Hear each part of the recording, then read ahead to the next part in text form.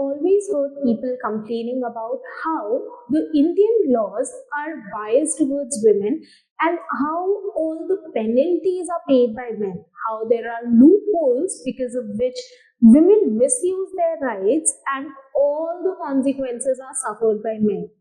Recently as well, we encountered a situation where a husband, before taking his own life, released a video stating how his wife was responsible for him taking this step. But is it all true? Is our law actually biased towards women? Do we actually not care about the men in our country? Hello everyone, I'm Antara from Career Launcher, and today we are going to discuss about a case that has the tendency to change your perspective towards Indian laws. So, while showing concern towards a case related to misuse of matrimonial rights, the bench consisting of two judges, Justice B.D. Nagaratna and Justice N. Koteshwar Sinha, they said, and I quote, "The provisions of criminal law are for the protection and empowerment of women, but sometimes are used by certain women in situations that are not that they are not meant to be." Now, what does it mean? So there was this case where a short-lived marriage of about 3 to 4 months, the husband filed a suit for divorce against his wife. Now, on the day when she had to appear, the wife had to appear before the court, she filed a case of cruelty and rape against the husband. Because of this act of the wife, the husband was sent to jail for almost a month. He was arrested and detained for a month.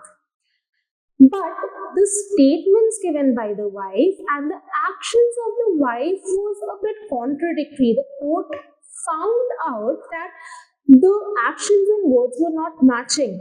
And on proper research and proper investigation, it was found out that the case filed by the wife was all fake. The sections that we will be talking about today are Section 498A, Section 376, Section 377 and Section 506 of IPC.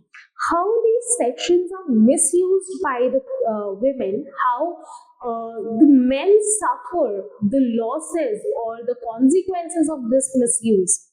Now the court realized that how women are misusing their rights. These rights were given to them to safeguard their rights, for their protection, for their empowerment, but now have merely become a source of income, monetary benefit by the women.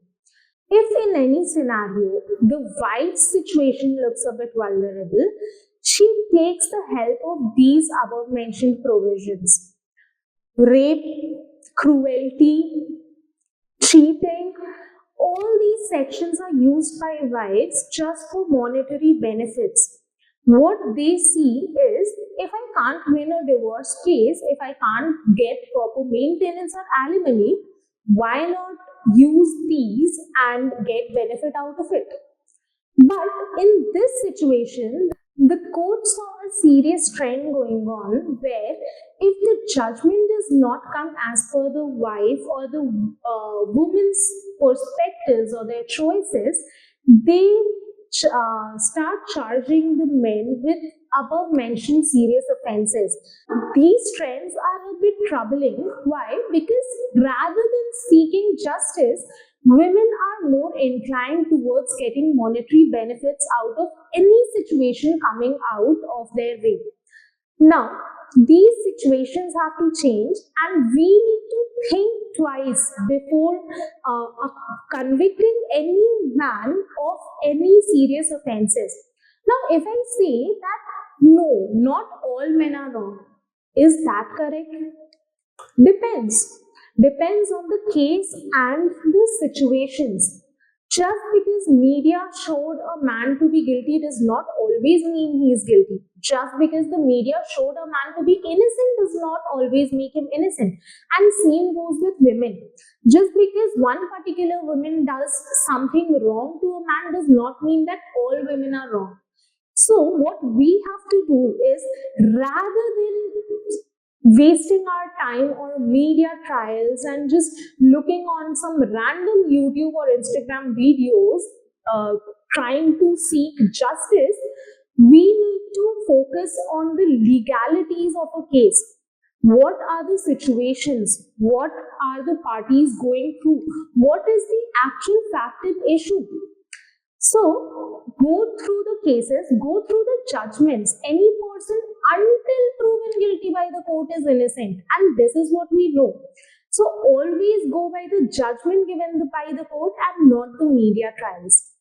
I hope you learned something from this video. See you in the next video.